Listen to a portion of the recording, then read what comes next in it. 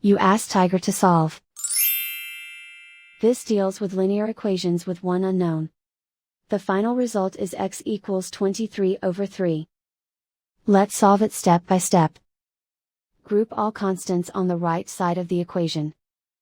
Subtract 27 from both sides. Simplify the arithmetic.